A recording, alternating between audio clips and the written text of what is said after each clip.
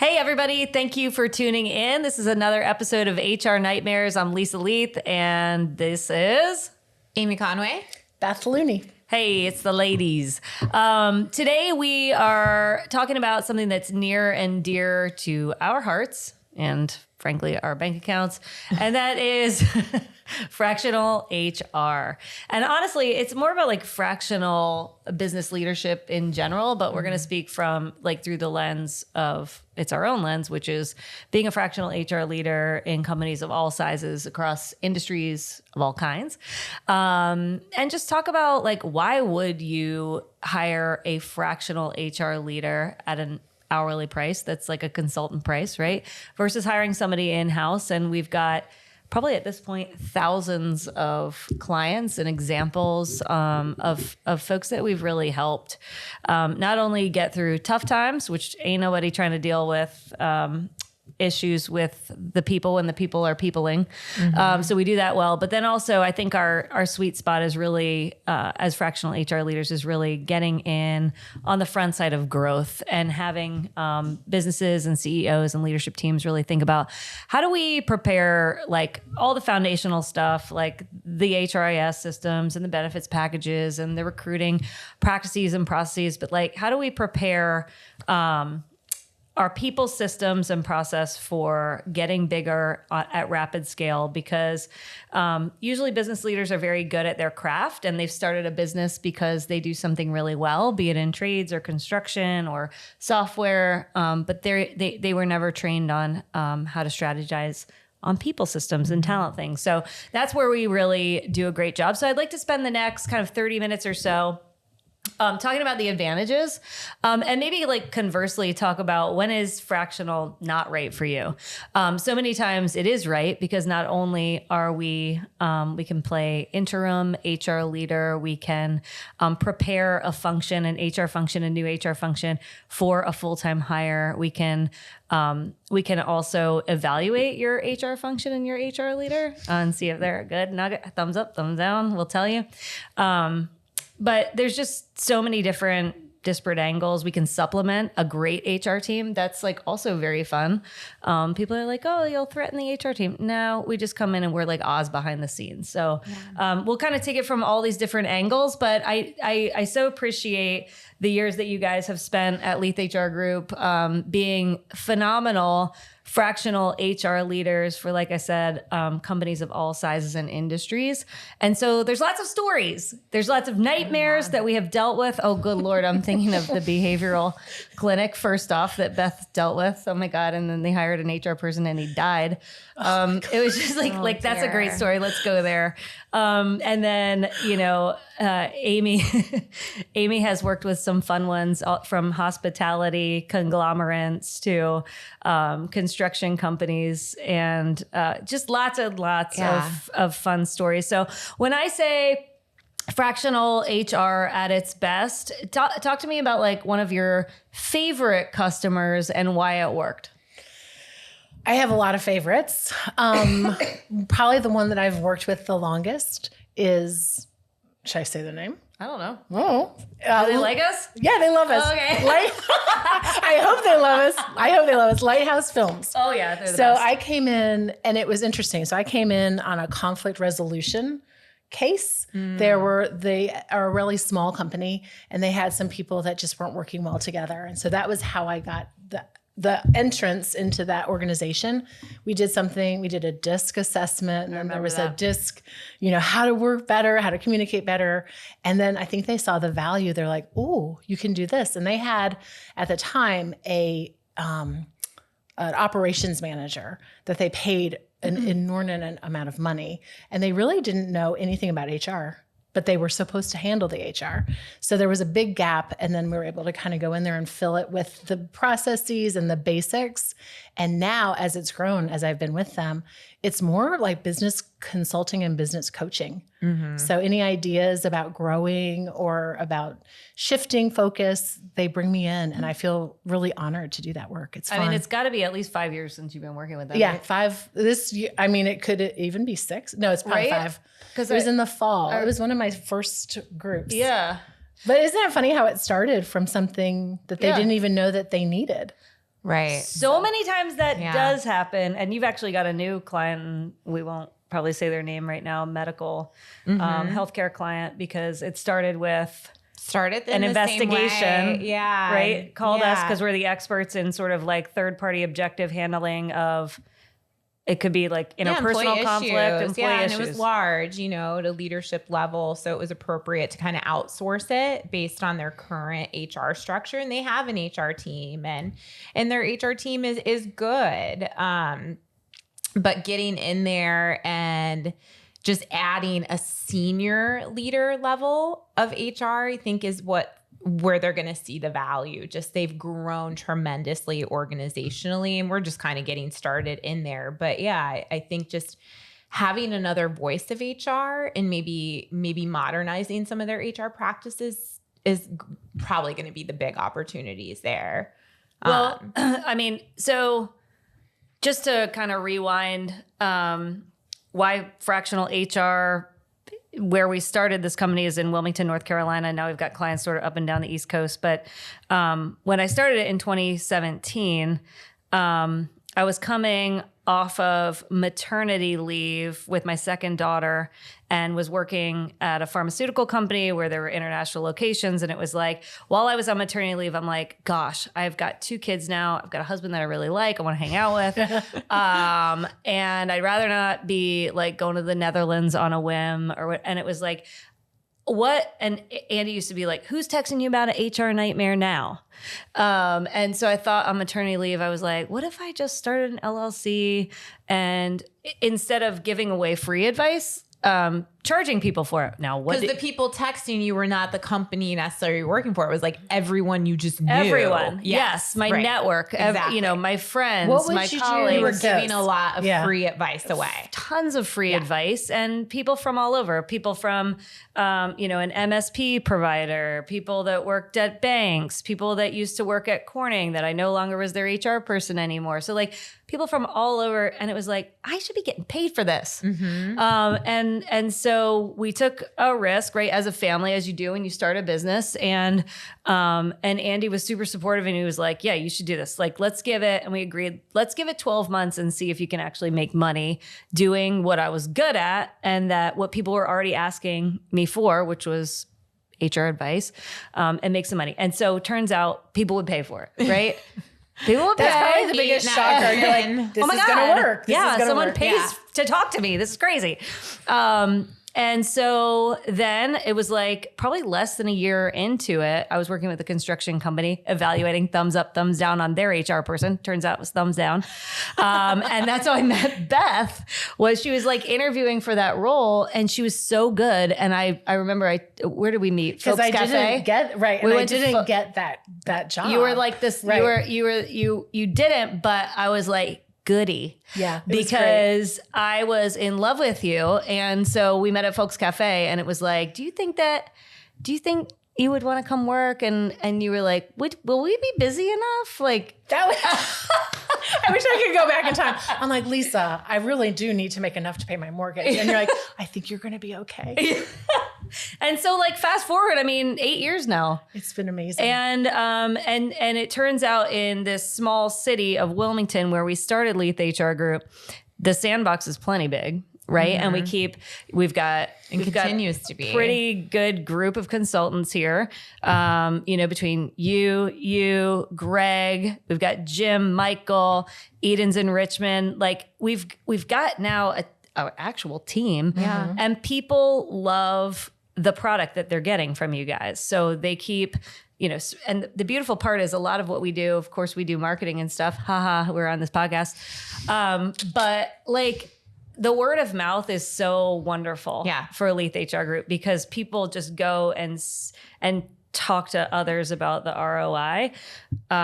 So I think rewind, it was like, was this a good idea? Yeah, it turns out it was a good idea. And so let's be the evangelists of fractional leadership in a business, especially small and mid-size. Maybe you can't afford the people want to say, oh, well, I want somebody like you, or I want somebody like Right. you, or I want somebody like do you Lisa. realize how much that's going to salary, cost? the bonus, the equity that we all had in those former Yeah. like full-time, more corporate, high-level roles, like that would be a ridiculous amount of money to spend when you only have 50 employees. Yeah, that's right. it's So pretty crazy. that's really where it becomes, you can have that and you only need it at a fraction of the time and a fraction of the cost. Talk to me about an instance where they were like, well, I can't pay 300 grand for somebody that looks like you, but I can pay 80 grand. I heard you can get an HR lady for 80 grand. Talk to me about a time where you have had to come in and clean up a pile of poop from like a cheap HR person. So like they say they know what they're doing. They'll take 80 grand. Now you're stepping in because, I'm getting sued, or the HR person's crazy and they're like threatening me with like taking me to jail. And, HR people can be a little nutso. Let me hear. I know you both have. I can think of particular clients like where you've had to go in and clean up a mess from like a cheap HR person. So like you get what you pay for. Well, yeah, I've got a couple of examples. I've been lucky with like some clients. I get them when they're growing and they just didn't have someone, so I can come in and kind of set the tone. Fresh is best. Or my like probably Fresh is best. best and the one I spent the most time with. And like I've got a lot of favorites too, like Beth, but one of my favorites just because I was with them for so long and I dedicated so much time and I really was on their leadership team, was one I got from you, because Leath overall, we were with them for 4 years. We just split it between the two of us. But I want to say the ones, I had a nonprofit org that it wasn't a true HR person sitting in that seat doing all the HR type, and I should say all of the HR functions that they thought was truly HR, right? And they had it titled kind of staff, more like chief of staff kind of like role. And they were doing your basic like onboarding. They were doing only administrative functions, right? They did like not coordinator level. They stuff. maybe had a seat at the leadership table, but they weren't contributing in that way. Their background wasn't HR, so they really weren't set up from success. It wasn't 100% their fault. That was not their background, and they got put into a role because of different org change. But yeah, we were called in to do we started with our like kind of full meal deal assessment. Let's look at it all. And then I got in there fractionally, and the person kind of the writing was on the wall. So, they were not, there was no overlap by the time I actually was in there. But yeah, now it's been 2 years. I'm still with that client 1 day a week. And I weigh in on all the people stuff. In fact, I don't really have time to do a lot of administrative stuff. So there are people on the team who pick up the slack of maybe if they had a full-time HR, but they also don't need a full-time HR. Right, and it is a nonprofit org. So we're sensitive to the cost of what that would look like. And they would never be able to spend the money on a salary of even a really high-level HR manager would be tough, right? They'd be looking at more coordinator level. And then they're not getting any of the business advising. They're not getting any of the high level people stuff. They're not getting someone that's sitting at leadership meetings and contributing to the strategic plan and all of the things that go on. So I think that's a good example of, I think if you want that level, we go in and find it's highly administrative. And to me, that's not real HR. That is not what HR does. I think a lot of times some of the clients that I've had they have the same types of people in their HR role. They're more of maybe the office manager. So they're ordering paper and then they're doing I-9s, and they think that they have the HR functions are completely full. And then you get in there and you're like, yikes, not only are they probably not doing them correctly, not to say everybody, but by and large, if that's not your profession, you might not know exactly all the ins and outs, or when the regulations change, with that exempt stuff that happened a few years ago, when the threshold changed and then it got reverted back in November. Some people didn't make those changes and they're paying all these people overtime and they didn't qualify for that. So when they realize that there is another option, I think that's where we hit our stride. where you can have somebody that's going to order paper, but then they can maybe just do the office manager piece and we can come in and do the real HR stuff. Right. It's like, we'll come in and we'll do all that compliance stuff, but that is so like simple. I think for us, even when there are changes, we understand what that change looks like. We understand what it means because we've been doing it forever. And someone who doesn't have decades of that experience is really like having to get on webinars and really figure it out and fumble through it. Whereas I'm like, okay, no problem. This is what this all means. And this is when we got to do it by, and here's how it's going to affect the people. And here's how we're going to roll it out in a way that the people are impacted, but they feel okay about it. You know, that's more than just a compliance piece. It's the more like, how are the people impacted by those changes? And we've got to, how to treat that well. Communicate it. And so that everyone's on board. Yeah. There's been a number of examples where, and I love talking about the HR managers from hell, because they are the bane of my existence. And actually part of the reason why I started Leath HR Group was to prove that there are good HR people that will say yes more often than no, that will be like your true business partner and not just be like the compliance librarian, the policy. So I know there's been a number of examples where there was somebody bad, but the leadership team feels held hostage to the HR person because they keep throwing laws out there at them.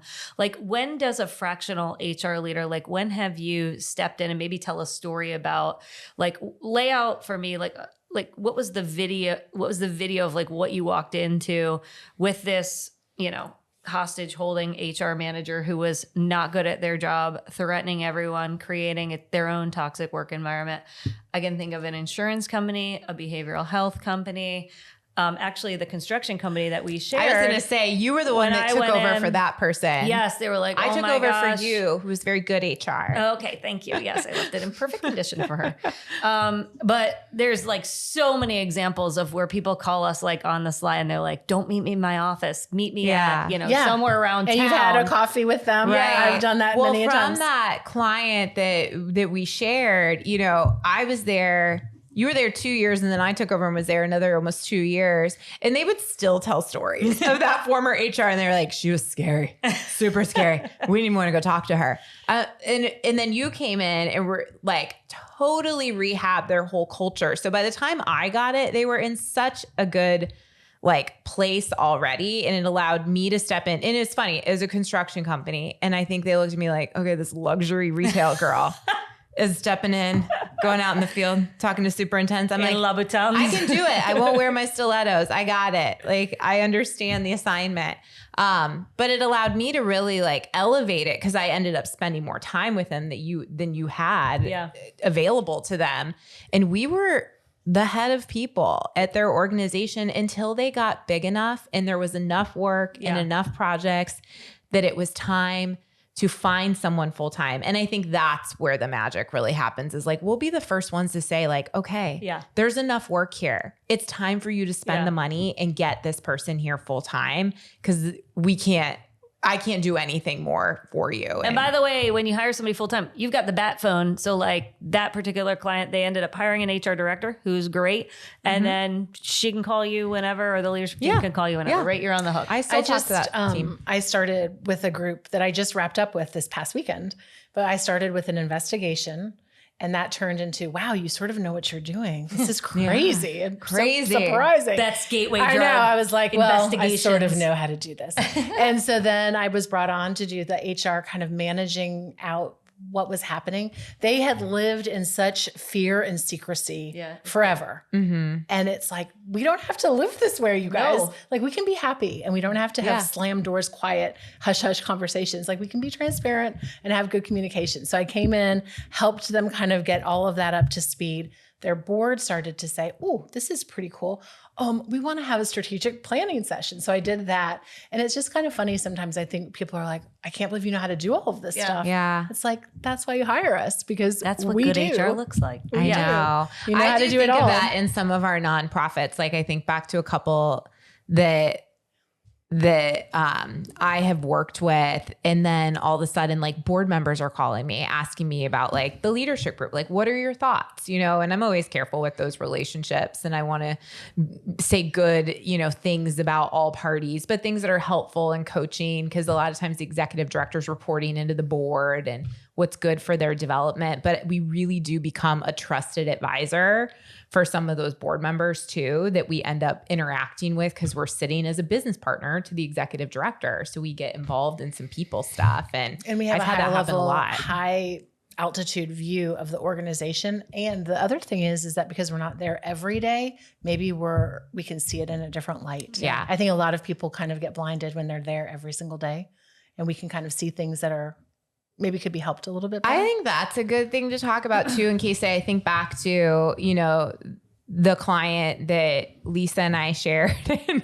Being able to be the external person, I can't tell you how many times I would come in and the leadership team would be like, you go talk to the CEO about that. Like you bring that. And I'm like, you all are here and he's very open to talking to you all, right? Like, why is it that you're not sharing this? And it was true. There was something about just having a different perspective and coming from a different place that I think sometimes it resonated with that leader differently when I said it. And I think simply it was just because I had a more eloquent tone in my approach. You were very thoughtful about like how I was thoughtful about the words I used. You're going to pose it in a way. Combative about it. Yeah. And so some of it was that, but I just can't tell you how many times I have clients. I met with a client last week, who said, let's go meet at a coffee shop. And it was really just like, I want your input on this thing. There was no action for me. There was nothing I was going to do. It was simply just me acting as a guide and advisor, which is what we are, which is what an organization that if they went and hired someone of a different HR level, they may be very qualified, but they're not going to give them that consultative advisor and guide and really be a listener of that business owner. Well, so that's the differentiator for Leath HR Group, right? So you go and look for fractional HR leadership. There's HR consulting companies out there. Go explore, like, what are the backgrounds of the people that are calling themselves HR consultants? I would never hire anyone on the Leath HR Group team that had not worked in multiple different industries and or had a gigantic scope of responsibility and or started their own business and had an entrepreneurial spirit and could get down in the weeds with some of these small companies and businesses that we partner with, and or had great emotional intelligence and has, great business acumen and wherewithal, and has a backbone to stand up to leadership teams and CEOs, because at the end of the day, these people are paying for experience so that we can quickly identify problems, issues, people that suck, and give it to them raw, right? They're paying us. People that suck. It's the truth. I mean, we see a lot. There's a lot. There's a lot. And they're afraid to make a move. They're afraid to make a move because they're like, what if I got it wrong? What if it's just the way I feel about, but everybody likes them? And they love this concept of having an objective, third-party, experienced professional that's going to be diplomatic, articulate, thoughtful in the execution of what we do next. You're paying me for my expertise, and like, take it or leave it. You don't have to take my advice, right? I always say that too. I'm like, this is my recommendation. Obviously, it's your business.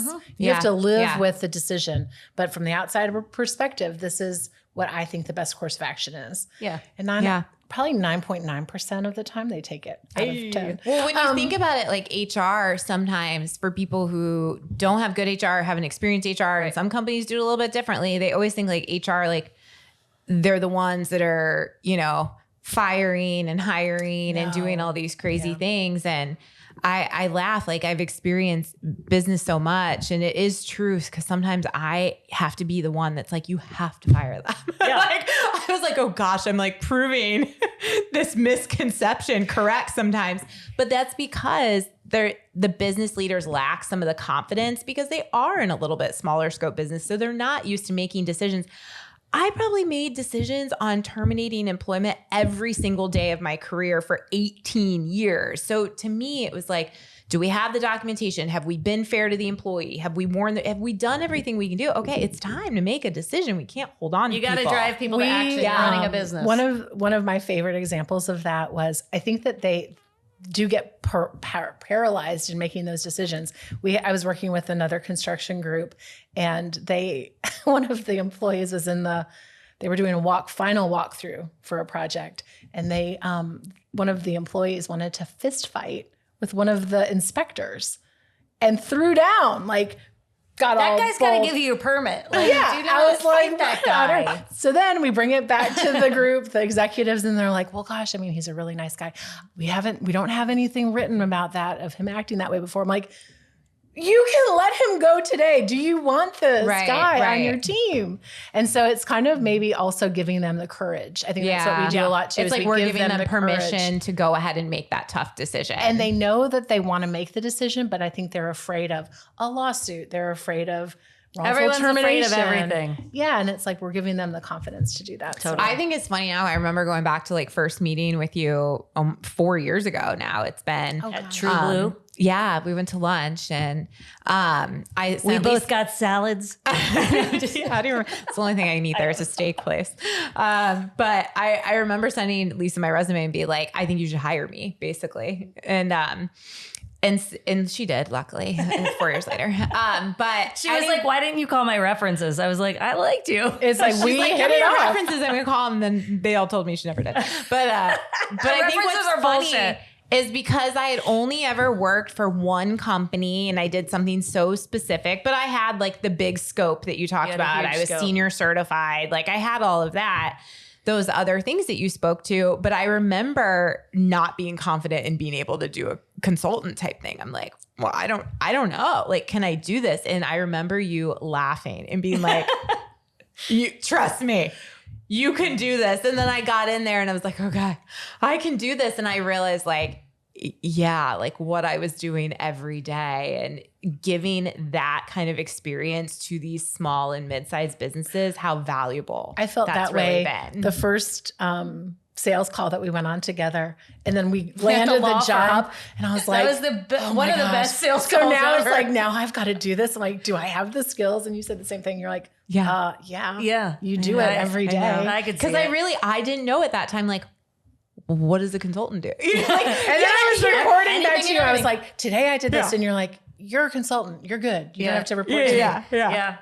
Well, I think that's a great point, is like you come to the table with so many tricks in your bag. It's like Mary Poppins, you know what Yeah. I mean? So like sometimes you might be hardcore like employee relations, but other times you're business strategist, you're weighing in on hiring different vendors, other fractional leaders, we've got great references for fractional CFOs, for fractional marketing people, fractional salespeople. Mm-hmm. We know who to tap and we're great connectors. So I think that's another wonderful, I mean, as people, which I absolutely hate, but like we kind of are, sorry. As people, we are wonderful connectors. And so each one of us has, you know, a little bit different networks, but collectively as a Leath HR group, we have a vast network of amazing professionals that kind of look and smell like us on paper, but in different functions. And so you could, there's a lot of instances where we work with small and mid-sized clients who they could go without hiring a CFO for $250, an HR leader for $150, marketing lead for $150,000. Like, don't do that. Just pay everybody like an hourly rate. And these people are coming with You're all gonna these get the different expertise. experiences that what a 40, and this sounds terribly cocky, but like I used to tell people all the time, what a regular HR person could do in 40 hours a week, like me or one of my people can do it in 8 hours or less. Yeah. And like I have And it's the truth.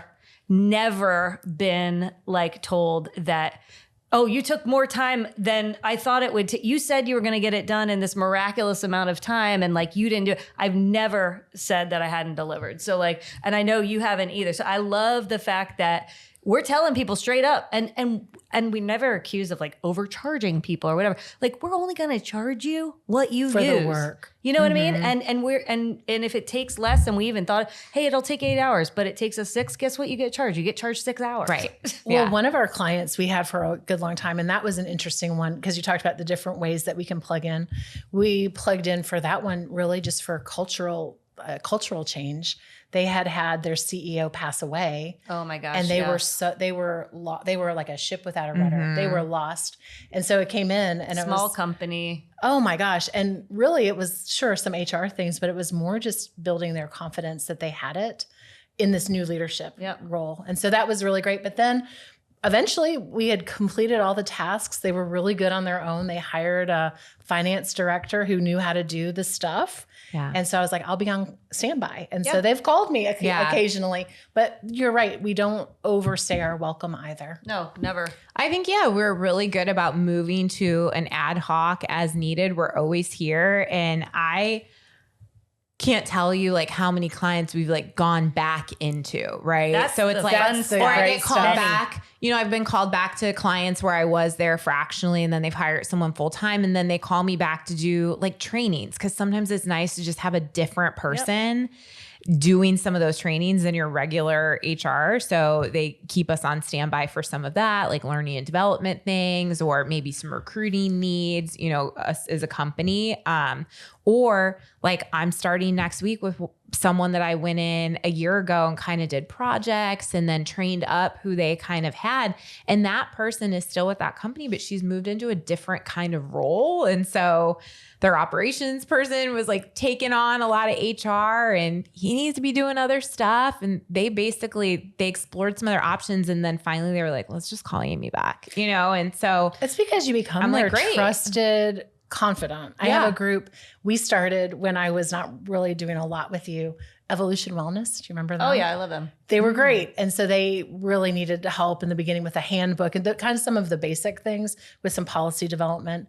And they've called me over the years for an hour, you know, like, hey, we're growing in this direction. What do you think? Is that a great idea? Or what are our risks? What do you think we should do? And it's so great to connect with them. I love that. I love when they call you back because then you know that you made an impact and they and they think that you're highly skilled and they want you back. Well, and it's fun to be part of a success story. Like I think so much of what keeps us doing what we do is like we just love watching these businesses do really well and watch people within the companies that we've coached over the years or like the leadership team like really start to jive where they had disparate ideas and like the culture was disjointed and like it's fun even when we walk away to like look back and say, wow, I really made a difference. And then you know it when they call you back for projects or whatever. Yeah. Projects can look like, so you mentioned training, fractional HR, like we've got a plethora, hundreds of trainings that can get customized from buddy to boss to sexual harassment, to disc training, learning how to communicate with each other. So the world is your oyster. If you need to train your folks, like give Leath HR Group a call. But projects can also look like dirty, messy things. Employee relations. Yes, I run a logistics company. Oh my God, I don't know who to call, but I have my office managers drunk on the side of the road in one of my vehicles. I can see on the GPS where they are. I'm talking to her and she is making no words. And so like walking people through, like, what do you do? Right. And like taking care of that human that's drunk on the side of the road, but also making sure that you reclaim your $400,000 truck undamaged. And like, what do you do afterwards? Right. So like projects can look and feel, all different sorts of ways. Compensation studies. A lot of studies. You've done a ton of really big comp studies. Talk about those. Okay, I love those. It's my nerd out time. I'm like, I love to research it. But I think sometimes when you have, so if you're a smaller company, maybe you have an HR person that isn't as seasoned or doesn't have as much experience maybe as we do. So when they hire us for those comp studies, we know exactly what to do. And so we pull together all of the information very systematically, you know, and what's the good data, looking at the equity, the parity, all of that. The internal and external equity. And then also looking to see, I don't know, I just think it's really valuable. There's been a lot of groups that have asked me specifically, like when I'm working with them fractionally, they're like, oh, you actually can do that for us? Because they're ready to hire that out as another and they option. pay a lot of money for data. So much that they don't need to have. So we do that when we're part of their fractional team as well. Yeah. Well, I think of, just ways that we've saved money. I remember I had a group where they wanted to change over their finance systems and all their accounting and the software. And they were thinking about it. And it was right when I kind of joined them and I'm sitting in a leadership meeting, they're talking about it. And they had a few quotes for finance consultants, to come in. And I was like, how much did you just quote?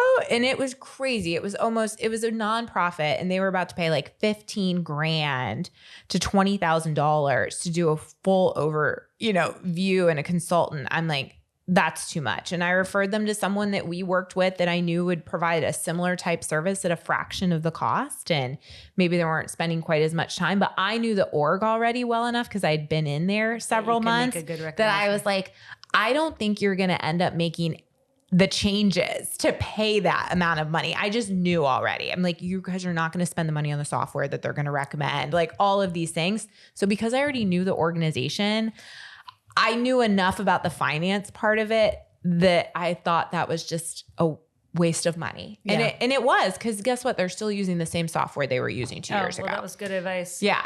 I would say another big one that's been kind of a focus, and sorry, all y'all out there running PEOs, but I knew. yeah, especially startups, these serial startup guys, they're always like, let's just go with PEO. Oh, you're gonna pay $100,000 a year for basically like a payroll system and then like HR on demand. No, these HR people that you're getting on the 800 number are like, they're not good. Okay. So, and I've heard some of their advice. It's me too. I'm like, what it's are like you from doing? 1978. You're like, or they tell you, they just refer you to a lawyer and that like, oh, well, you need to talk to a lawyer. No, I don't. I just need someone competent to tell me what to do right now. So Or you're they just tell you paying no for, on you're the paying lot. for the PEO. Don't do that. Then you have to pay for the attorney. Yep. And I just found out a charge that they're charging an hour. I'm like, What, I should have gone to law school. It's Yeah, never you too should late. have. Beth. It's never too late. Your dad was a lawyer. You got it. But it's so crazy. I think we've all had at least one org that we've worked where if we've moved them off of that PEO plan. the I mean, I PEO had plan one is last year. It's that I was a like, crock.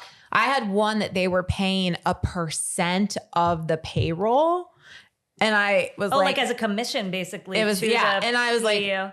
okay. So then Dang. I'm going through and I'm like, okay, I kind of know what everyone makes. Let me add this up. And I'm like, okay, this was a company with 22 employees. Okay. And It's like $1 million payroll or something. but yeah, and what they ended up paying, I'm like, Or probably we more, transferred them actually. over to ADP Run, which was, $300 a Pennies, month, yeah. like less than $5,000 a year versus what they were probably paying was like well over 30 or 40,000 a year.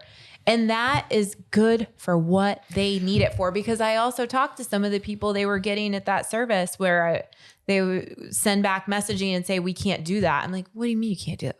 I'm not asking you if you can do it. I'm telling you, do it. Yeah. Sometimes the PEO really does this big slick sales job. Oh, you'll have this bank of videos that you can watch. Well, wouldn't it be better to actually speak to somebody who knows your Yeah. business? So no one's watching It's like, videos. no, you're not going to watch a video and learn everything you need. I hope someone's watching this video. Well, it's Watch like, this video.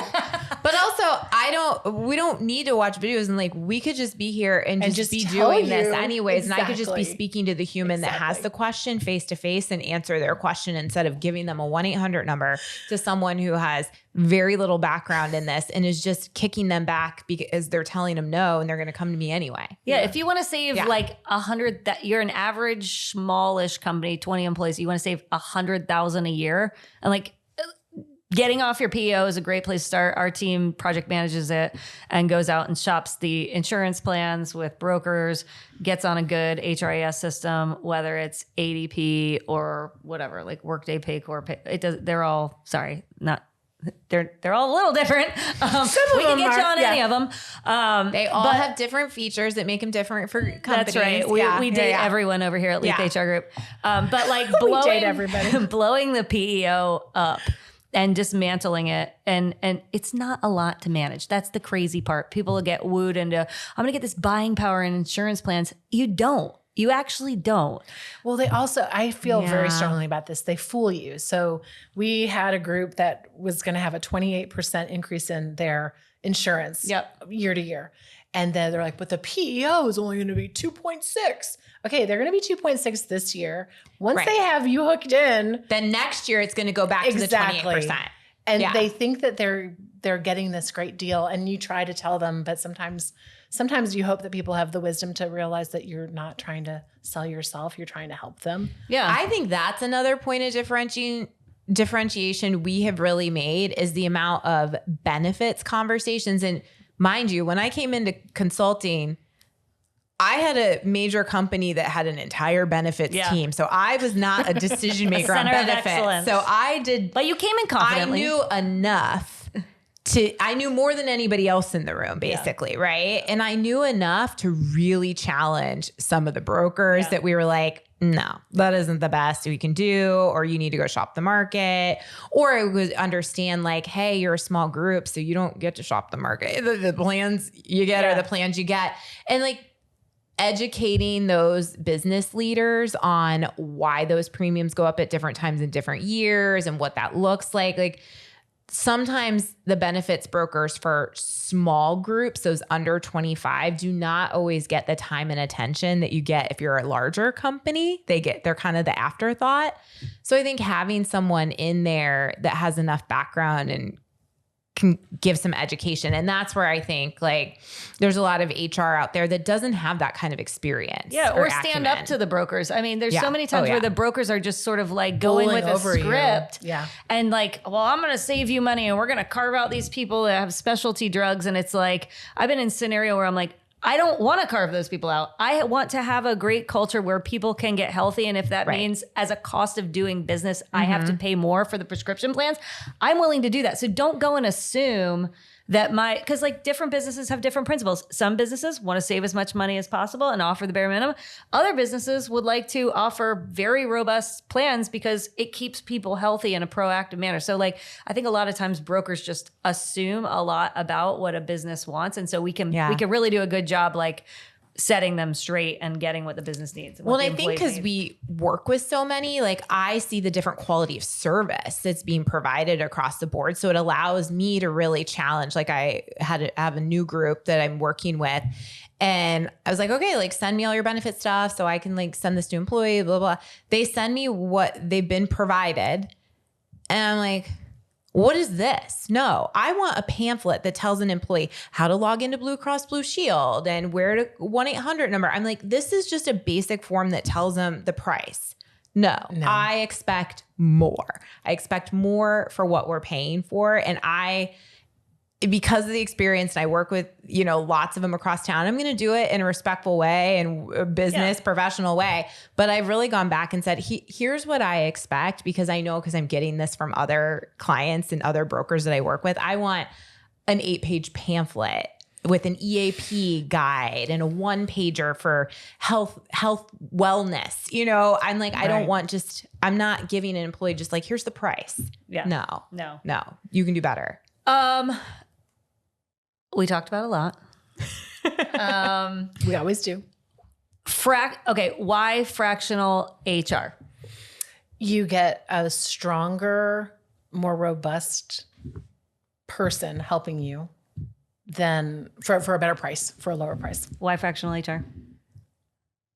I think that there's a lot of value. I think what Beth said, absolutely, right? And but I also think there's a lot of value in a smaller organization where employees are on top of each other and they see the leader all the time, of having someone that doesn't work there to go talk to about concerns sometimes actually provides more level of comfort than if they had an HR manager that's kind of in there and they're like BFF with all the other leaders, right? Because there's just no separation. So I think there's a lot of value in that for a smaller organization, about having someone from the outside giving different perspective, and it, along with, obviously, if you don't have more than a certain amount of employees, there's no way you need a full-time person. I don't know what they would be doing for 40 hours a week. They wouldn't. I have no idea. I ask all the time.